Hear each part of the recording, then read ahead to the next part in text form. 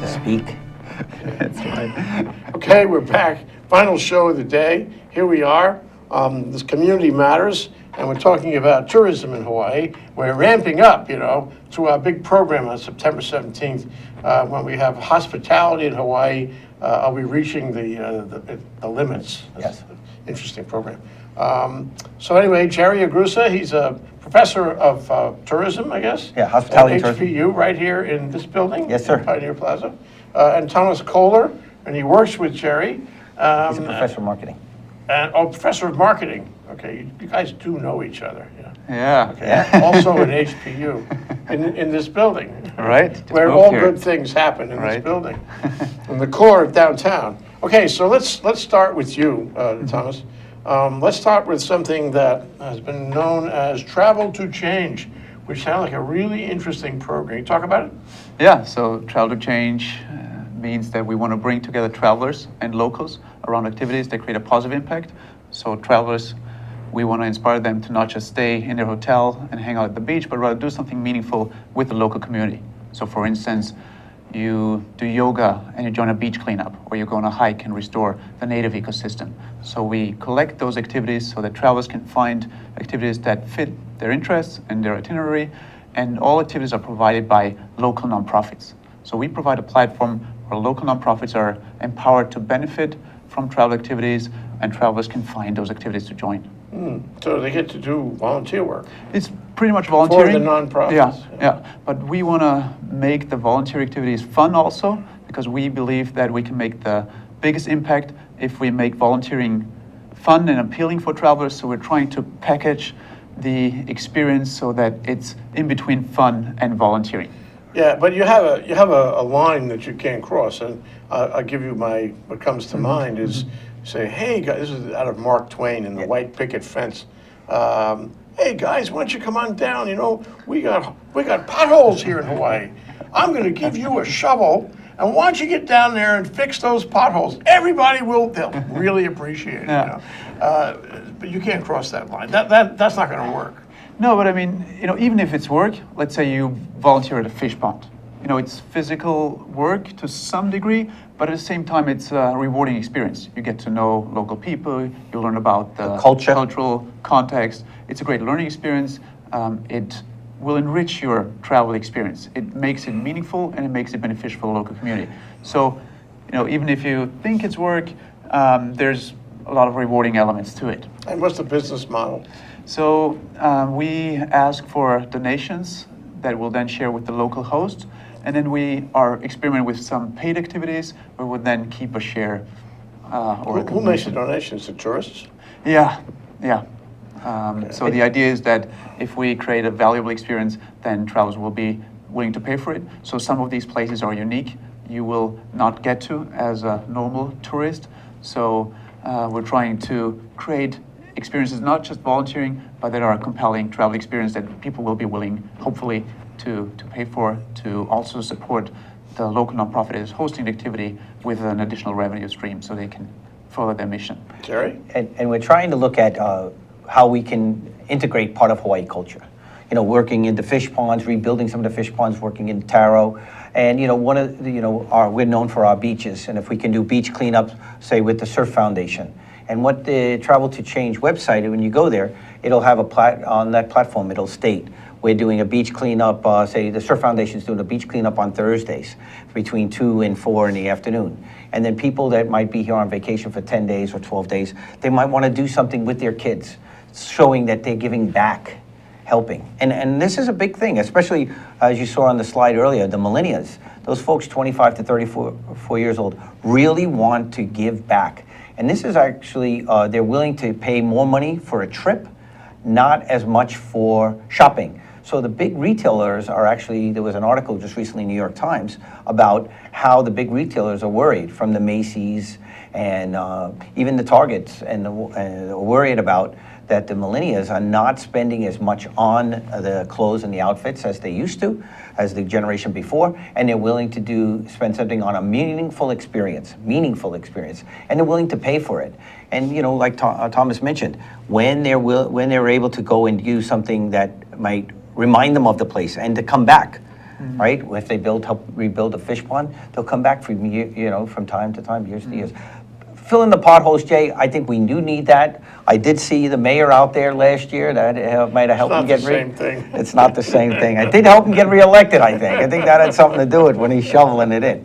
But I think that people, understand, and we are unique out here. There's plenty of sun, sand, and sea destinations in the world, and what Hawaii has, that one of the most unique things is our culture, and the Hawaiian culture is being brought out into the whole mainstream. And, tourism is our #1 industry, employs 200,000 people in the state. It's our lifeblood. It's our lifeblood. Yeah. Very interesting. I mean, interesting about that New York Times thing. And it's interesting that you're catching the wave here on the millennials, what they really want. But, it takes me back 50 years. This is the way kids were 50 years ago. They wanted to do good. Peace Corps. Peace Corps, all Yep. that, But this is a miniature thing where it's only you can do it for a day, or you can do it for a week, or you can do it for a month. You don't have to do like the Peace Corps. You had the long volunteering. These are folks that are coming, and not just the millennials. You have the families that want to do something meaningful with the children, and to show by example, not just tell them to do something. But when they came to Hawaii, and Hawaii this is an expensive place. Nobody just comes here on vacation. You have to save, or you had to be. I just love it. What did you do in your holiday? Well, I went to Hawaii and I helped in a food kitchen. Right, or I helped I hiked the hill and we helped replant native species, or we took out invasive species. And then, when mom and dad are doing it with their children there, the kids are learning by example. Yeah, Leading by example. I think it was very popular. Yeah. People are searching for new things. And, I think that's what tourism needs. I mean, to go to the question of the program, that's what tourism needs. We had Keith Vieira on here yesterday in a similar ramp-up show to that program, and he had similar ideas that we've moved off the fancy stuff. Right. And we've got to... We got to be more focused and unique to each group. And more, go ahead. Yeah, it's about creating authentic experience that immerse the travelers into local culture, Yeah. and also about closing the gap between the local residents and the visitors by bringing them together and working alongside on something that creates a positive social or environmental impact. I didn't see Keith's interview yesterday, but I know when he was in charge at Sheraton, he constantly said to me, as a tourism professor, he'd say, Jerry, we need to get more local kids into management, because that's who's going to direct the other employees. We want local people who understand how And offer them career opportunities. Yeah, career opportunities. And Keith was very, very an advocate for that Yeah. at Sheraton. That's the future. If we don't have that, we're gonna lose them. Yeah, we're going to lose them, and then you're going to have that gap. We already have that gap somewhat, and it'll grow. And what Thomas mentioned earlier, the uniqueness of Hawaii to help close the gap between the residents and the tourists, because a lot of times people think that the tourists are just somewhere else. And right now, tourism is we're booming. We're booming. This island is just maxed out. 100% occupancy in a lot of the hotels, and it's just maxed out. And because of that, we want to do is try to give something back, so that when things do dip, the people who helped build the fish pond or helped do something good for a hiking trail or working with the local community, they're willing to come back. There's a Go type back of, and do some more, but Right. at least point to the result of their efforts. Right. And say, I helped build that. Right. I have a piece of that. and when you have hotels that are very, very expensive, with people who are spending a great deal of wealth, they need to, part of that is responsibility, and they want to give back. So how far along are you on this path? And so we already started in 2011, but back then we had a global approach where we realized projects in 10 different countries: Kenya, Peru, Brazil, Sri Lanka. But now we're 100% focused on Hawaii, and we relaunched in April. So we're a couple of months in, we're growing our community. We hope that more travelers will join this type of experiences to really support the nonprofits that offer the activities through Travel to Change. And we've had a couple of workshops, and we had some good, we was packed at Fresh Cafe when we launched, and then we had a lot of folks from the Hawaii Tourism Authority came. There are a lot of people of great interest. John Morgan out at Kohler Ranch, they're already involved, and these are the folks that can help us, that can help the program grow. And I think that this is a very worthy It's a cause. great idea. Yeah, and it makes, something else new for Hawaii, because we're more than just sea, sand, and surf. But the issue right now, I think, is to make it work economically. Yeah, because so that they don't have to pay too much or too little, so Right. that the people involved are, they're economically stroked in some way. Yeah. Local people are economically stroked in some way. Yeah. And everybody is happy in the game. Yeah, and the challenge here is really, since it's a two-sided marketplace in a way, the local nonprofits, they will show more interest to promote this type of activities if they have more interest from the travelers. The travelers will have more interest if there's more compelling offers. So we need to build both sides of our platform at the same time. So we hope that more nonprofits will offer their activities, and then more travelers will show interest, so we can really grow a movement of not just traveling, but traveling Making a and difference. making a positive impact. Every Thursday, including tomorrow at 12 noon, we have a program called Aloha United We Stand. Oh. Okay, and it is organized by Aloha United Way, which has hundreds of charities that Right. they support. I mean, all kinds of charities. Yeah. And the deal is they send a different charity down every week, and we interview, we learn about them, and it's really been a fantastic education for me. I never knew how big charitable work was here, and how the safety net, the social safety net, is so wide, so many people doing so many things, Yeah. sometimes redundantly, but redundancy is sometimes appropriate, actually.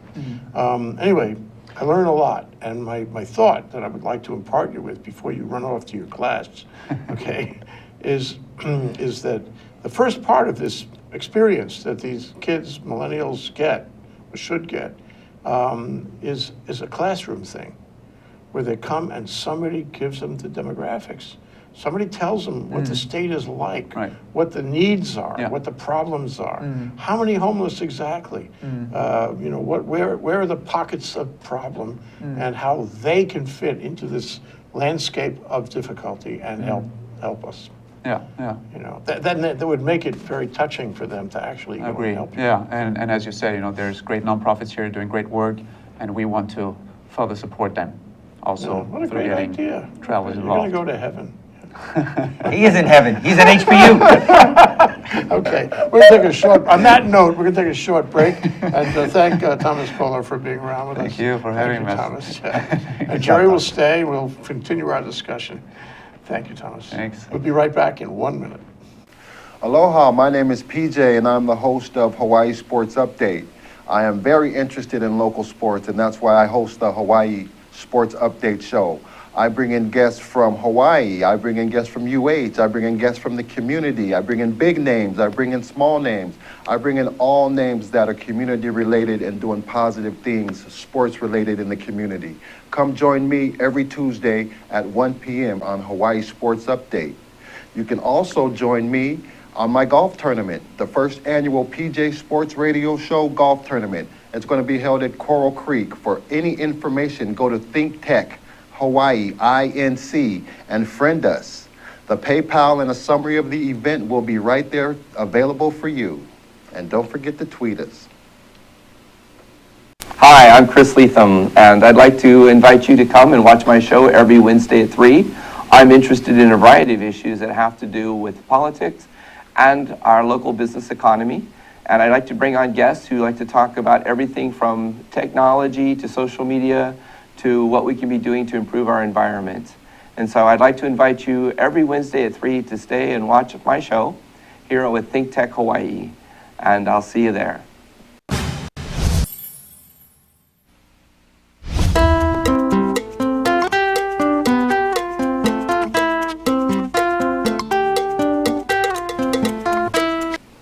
Aloha, how you doing? I'm Gordo the Tech Czar here on ThinkTech Hawaii, where we co-host Hibachi Talk, where we talk about technology and bring in all kinds of cool guests. Also, my co-host with me today is Andrew the security guy. Thanks for watching. Thanks for watching ThinkTech Hawaii, and thanks for watching Hibachi Talk. We also have Angus. And you there, lad. It's Angus. I bring in all kinds of wee things. Oh, look, you see my lips moving. Good. I announced it in Gonna the fill the class. house, yeah, let's do let's, that. Oh, we're live. And Jerry was talking about trying to fill the house at our program on September 17th. which is called, let me try to remember, Why not? Hawaii, the state of hospitality. Are we Reaching the ceiling. reach? Have we hit the ceiling? Have we hit the ceiling? Are we reaching our limits? Yeah. The idea, because I mean, over time, I've heard it so many times that the tourism industry has boundaries in a small state like this, and we haven't really attended to those boundaries. And I want to put this to you, Jerry. I mean, you got people out there who really don't want to have much to do with. They just want to go about their daily business, and tourism, it's a pain for them. They don't want to have anything to do. They're offended by it enough. I was friendly with a tourist back in 1937. That's all I'm doing. Correct. The Aloha spirit, know me. There. I just want to talk to my family and friends, but not tourists. Keep those people away from me. Right, and we need to do a better job of trying to integrate both the tourists and the locals. One of the things that I've found over the last 20 years of doing research here on tourists was that the number one thing that they said, whether they were Chinese, Japanese, English-speaking, Canada, or Australian, or even those from Europe, they said they want to go where the locals are, not where the tourists are. And the thing is that we have to let the locals understand that tourism is the heart and soul of the economy here in Hawaii. It is. 200,000 people are employed by tourism in Hawaii. And because of that, we need to make sure that everybody sees the benefits. Now, if you don't work directly for tourism, then I understand how you say, the tourist is not, they're in the way. And we used to keep them all in Waikiki. But what's happened is the tourist doesn't want to just stay in Waikiki. And this day and age we have now is so many tourists from that are now branching out, but Oahu is still the mainstay. There are people going outer island, and it's coming on more and more. But right now, we're running in the 90% occupancy in Waikiki, and the other outer islands are running 70s. And sometimes, they get down to 50% occupancy. And, the hotel is losing money at 50% occupancy. When there's either Big Island or Kauai, they don't make enough, there's not enough volume, so then you don't need as many housekeepers, then there are not as many people employed, and it hurts the economy. Oh, it's a sad thing. My wife and I, for July 4th, which you would have thought would be a big deal, we went to a hotel on the Kona coast there. I won't mention the name because I don't want to hurt them, but they were like empty. And it was like, this kind of drear feeling because they were empty. Right, and that time of the year, it shouldn't be. Yeah. That shouldn't be. And one of the things is we used to have these dips, so that people could catch their breath. But on Oahu, there has been no dip. Two years going, we're running at unbelievable occupancy as well as our average daily rate. Why? Well, there's a number of reasons, I think. One, the biggest reason is that as you can see on the screen, you have the average daily rate. We are number one last month. This came out yesterday in the Star Advertiser that Honolulu, Hawaii was at $243.25 per day, average daily rate. That does not include your resort fee or tax. So you're looking way over $300. The next on there is New York City. Well, very few people come to Hawaii on business. The majority of the tourists that come here are tourists, pleasure travelers. So while New York City, a huge amount of them are on expense accounts, whether it's ThinkTech or HPU paying. And We don't have an expense account. Well, we don't have too much at HPU either. But when we do have the travel, that someone else is paying the bills, they're willing to pay that the higher rate. And when you're a pleasure traveler, you have choice, and you can move back and forth, and you can pick other destinations, or pick another time of the year. And to get that high rate, people expect a certain level of service, and also I'm afraid that we might price ourselves out. A couple of months ago, I was interviewed by a local television station on this issue. When we hit in May, we were the highest rated again. And when you meet people when I travel throughout the world, people say, "Oh, you live in Hawaii," and they used to say, "Oh, it's beautiful, it's paradise." Now the first thing that comes out of people's mouths, "Oh, it's expensive." So that perception, that brand that we have, we don't want it to be known as expensive. Yeah, we're tarnishing our old brand with, the Aloha brand with the expensive brand. Yes. But why is that? I like to throw something at you. I've been meaning to throw this at you for a long time. So I look in the paper and I see occupancy and room rates and what they spend per day and all this. Yep. And I say, how does this affect me? Because the profits from these hotels, I'm thinking the big ones on the beach. Yep. The profits aren't staying here. That's Oh, correct. they're paying, minimum wage to staff over there. And as, we discussed, the managers are often from far away. They're not Sure. local managers. And so, query, does it matter to me that they're making money or not? I don't see that money. It's not even staying here. Well, it's important that they make a profit, because if not, they start cutting, and they don't cut vice presidents. They don't cut regional directors. They don't cut those guys. They cut housekeeping, they cut hourly staff, so that really affects, because all of those folks are local folks, and we need that money. And they get more than minimum wage. The union, thank goodness, there is a union. The union helps keep the salaries at an acceptable Keith wage. Fier was saying that if you take all the things built up, it's a lot of money. Yeah, that it's a lot. Each employee gets. One of the biggest things that the union does is the health insurance. And, the health insurance costs have just gone skyrocketing in the last 10 years, and people should be looking into that. Our government officials should be looking into that. How did it get to be this way? 10, 15 years So, ago. but you're saying that the answer to the question is that that if they weren't profitable, then there would be cuts. There would be cuts, and the cuts that happened in 08 and 09. When we Wouldn't had, it be better if we had local ownership of these properties? I think so, but the problem is that they were bought by people like Goldman Sachs and Blackstone. These are monster investment companies, and the people who originally owned those buildings are all out. They're all out. Even Outrigger. I think Outrigger sold the majority of the properties that they had before. At one time, I think they had over 30 properties. I think they're down to a handful.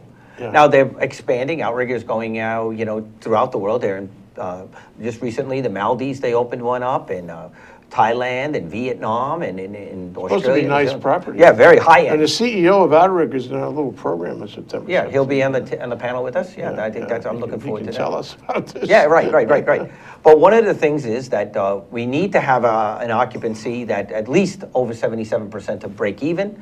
But when you get into the 90s or 100% occupancy, and then it's day after day after day.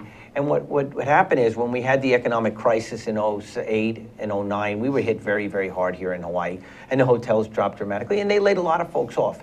And then we started to ramp up and ramp up and ramp up. And in 2014, we've had a record year. Now we're looking at another record year in 2015, both in occupancy, average daily rate, and profits for the whole hotel. But isn't this killing the goose when you say our rates are the top?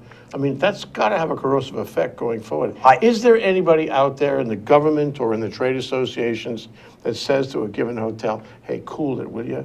You're going to ruin our brand with too expensive. I don't know if they're doing that. I know that if you get $250 and I feel my property's a little better than yours, I'm going to charge $300. And we have a lot of properties that, we have a high end. If you look at that Kalakaua or the Rodeo Drive of Hawaii, or you go up to the, yeah, it is. And you go to the fourth floor of Ala Moana, I don't shop there. These are not, right, I'm not buying, Louis Vuitton. I don't shop there. That's not my brand. I just don't do that. But are there that many local people? Now, it's important that shopping is very big for tourism, because we get the tax. And that's what, that's one of the things they want. The challenge is, if the hotel prices keep going up, and people have a set budget on vacation. And it used to be 50% went to the hotel and 50% went to activities and to dinners and all that stuff. If the price of the hotel keeps growing and growing and growing, then that other segment is losing out. And that's what's happened. I know that a lot of the small activities companies had to fold, or they're just not getting enough folks. Yeah. And it's going to hurt us in the long run, because, as you mentioned, what are some of the new things? And we have almost 50% of all visitors, especially from Japan, who come here, are repeat visitors, not once, multiple times. So you came the first time, you went to Pearl Harbor, you went to Polynesia Cultural Center, you went to a luau. Now the second time, what do? You hit the golf ball, but there's the activity for the whole family. What are some of the other things? We have to give them more things. Yes, and I think Thomas's Travel to Change that that we're trying to push forward. I think that's one of the opportunities for that. But there are other things that we could do to try to bring bring the tourists to having, when they go home, they talk about the positive word of mouth and things that we've done here. And you know, especially with social media now, with the camera, you know, with the phone, snapshot, zoom, go. Creative, you know, we could sit at this table and figure out some of them, but the truth is there's a lot of statue in the marble that can yet be found that nobody's thought of yet. And we could sit at the table, but we're not going to sit at the table right now. We're going to have a break right now. That's Jerry Agrusa. He's a tourism professor at HPU. I'd love to talk to him. We'll take a 1-minute break. We'll come back and we'll explore some more.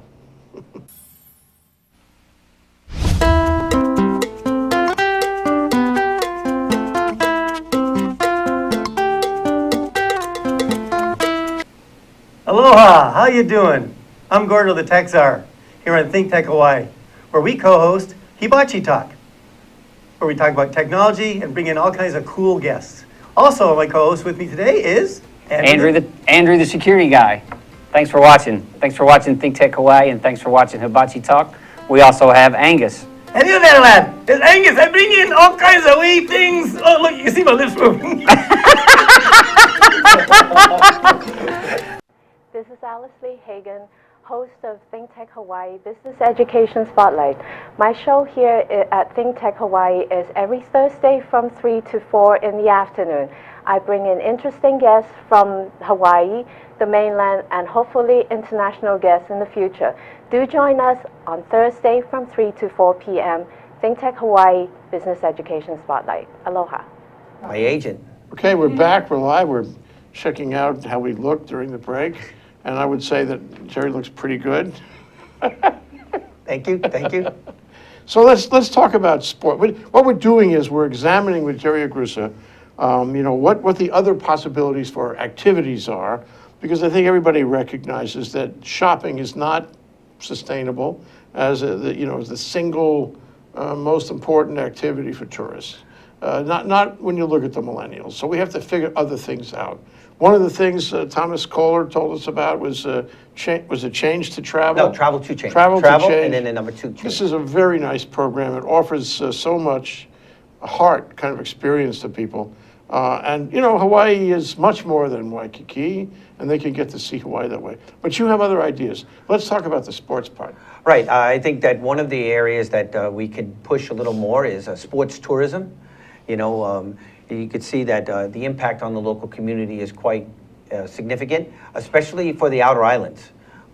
Here we have the largest marathon with the Honolulu Marathon. It's the 3rd largest marathon in the United States. 20,000 or something? Oh, more than that. There'll be 30,000 runners. Wow. And it used to be, you know, more than half the runners were from Japan. Recently, in the last couple of years, you've had a big increase in local.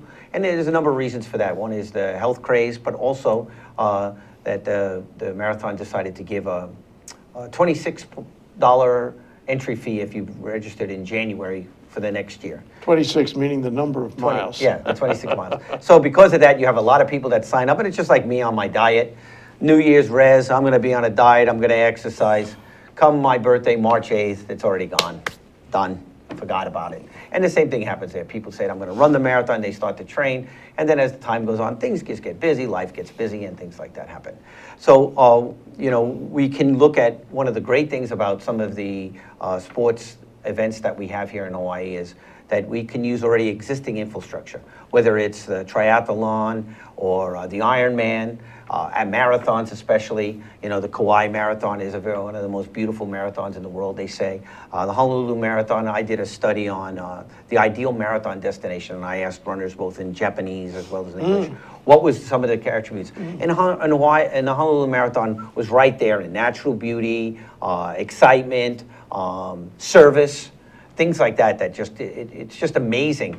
I mean, last year, the 13... Oh, look at that picture. Yeah, 13,000 runners from Japan. Each runner brings one person with them. That's 26,000. Another 3,000 to 4,000 folks that come for the walk, the 10K walk. So you got 30,000 people from Japan coming here for this event this day. And you know, one of the things that we found out over the years, I've done the economic impact study for over a decade, and we found out that, you know, a lot of the folks are first-time runners and first-time visitors to Hawaii. And what happens is when you have a visitor that comes for the first time with an event like this, and they succeed and finish the marathon, they can check that off their bucket list. I've never finished a marathon. Have you finished a marathon? Yes, Oh, good. several times. Oh, look at you. Can't you tell? Oh, gosh. Well, good for you. How a person looks is not only how it works. I think you can train up to 15 miles, and the next, 10 or 11 miles, it's all gut.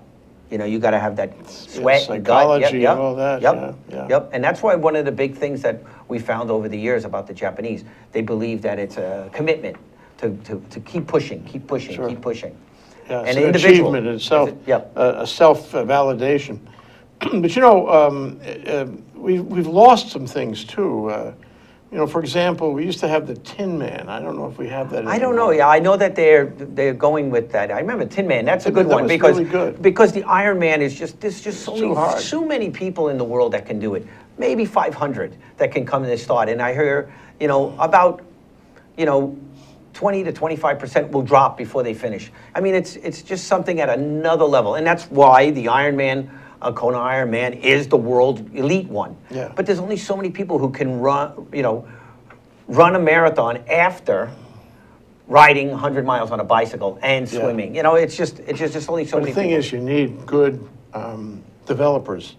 You need managers who can put it together and publicize it. Yeah, I think that organize Yeah, it. and one of the things that do well, for instance, our marathons, we have open marathons. Unlike the New York Marathon or the Boston Marathon, these are closed marathons where you had to qualify and get into a drawing. The great thing about ours is nobody drives in. You look at the New York Marathon, there's 40,000 runners, but I'll bet you 20,000 of them didn't stay in a hotel. They drove in from Philly, or they came down from Boston, or they come from Pittsburgh, and these places. They come in, they run the race, and they leave. Yeah. So there's no money that stays there. Yeah. Here, the Honolulu Marathon, nobody just accidentally comes. It takes 5 hours minimum from the West Coast, 10 hours from China and Japan and Korea. Japan, it could be 7 to 8 or 9 hours, it matters what the winds. So people come here for a very long And it could be bigger even. Yeah. So if it's 30,000 now, it could be 40 or 50. Yeah. I mean, it's okay. It's 26 miles. You can put a lot of people on the road. Well, I know that one year there was the anniversary of the Pearl Harbor, and then we had a U2 concert that year. And what happened is the hotels were just overmaxed. There was nowhere to go because you had to sleep here the day of the race. So what happened is, even though they oversold, and it was during the Lewis Street project, so all those hotels were closed. And because of that, the hotels had to start getting people to the outer islands by giving them lower rates, actually put them on the cruise ship because of that. They had to do something, and I remember that year when they interviewed us that there were more folks still waiting to come from Japan. They bought packages, there was just no place to sleep. And like I said, nobody just drives into Hawaii and then looks for a place to sleep. You can't do that. You can't do that. So this is one of the positives of using the sports tourism. And we have the natural beauty. We're not running through snow. Well, we should be moving faster on this, don't you think? I mean, this is the engine of our economy. Everything in Waikiki should be perfect, right? I think so. Every hotel room should be spotless. There should be discipline imposed on everybody in the industry to make it excellent and clean and robust and enjoyable. And we're not doing that. Also, we're not thinking of enough ideas.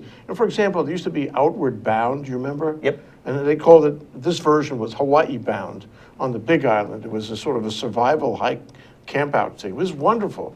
Went away. Nobody came back to redevelop it.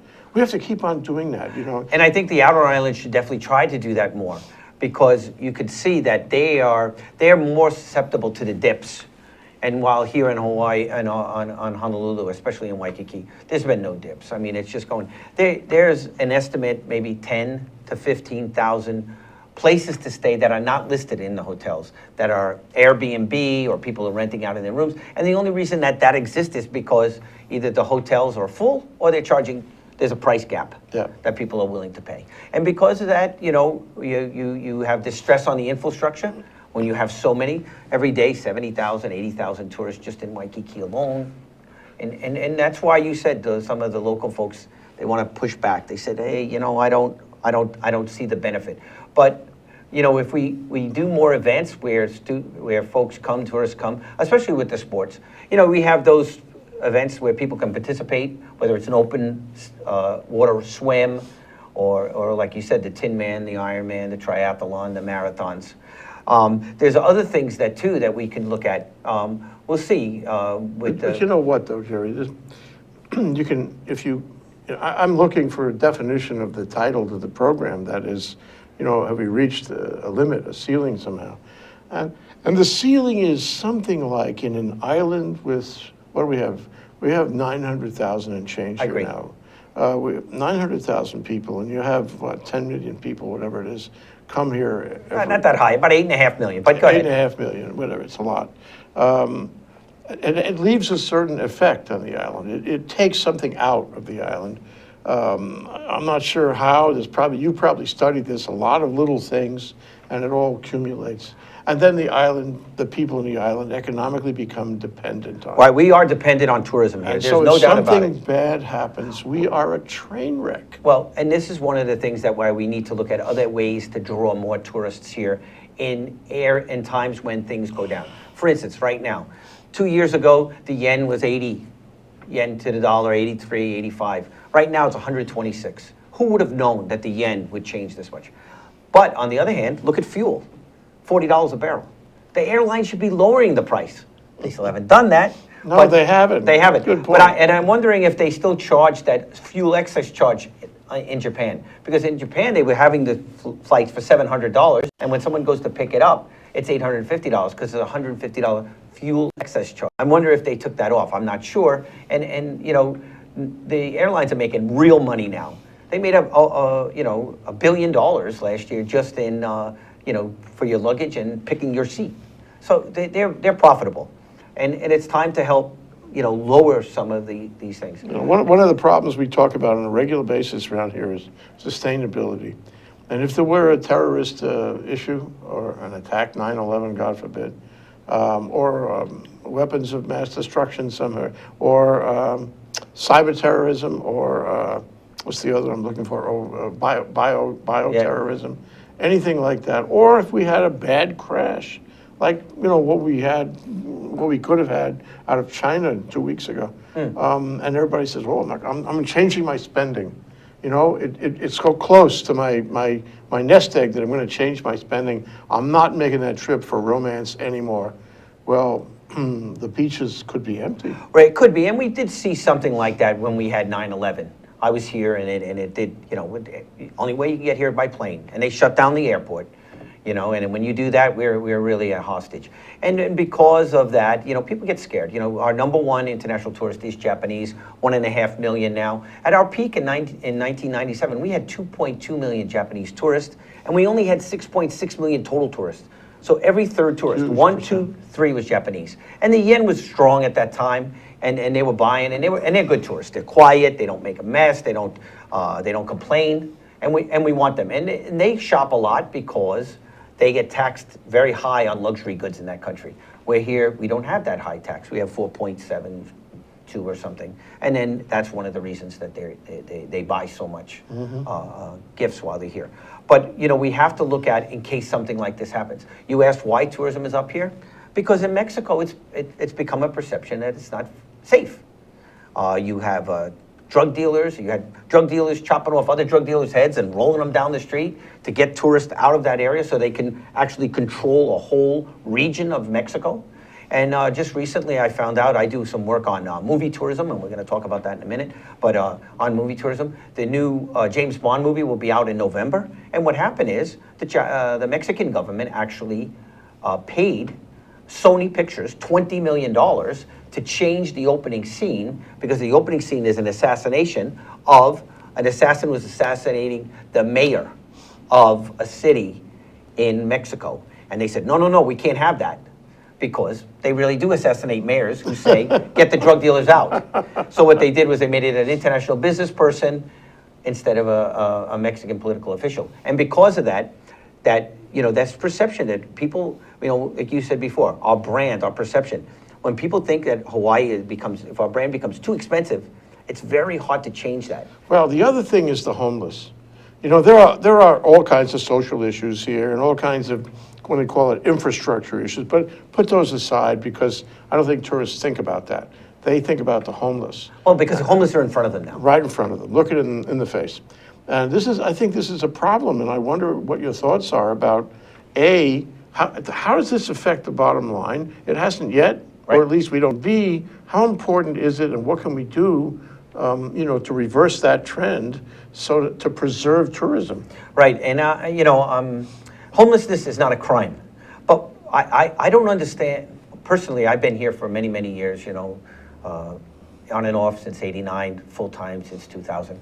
How did this increase? Was there always this many homeless? I don't believe. No. I don't believe. And I know It's a national increase too, though. And I think through the economic crisis of 2007, 2008, 2009. Yeah. But the thing is now it's become very visible. For a while there at Ala Moana Beach Park, it was a whole village, and then they had to close the beach park at night.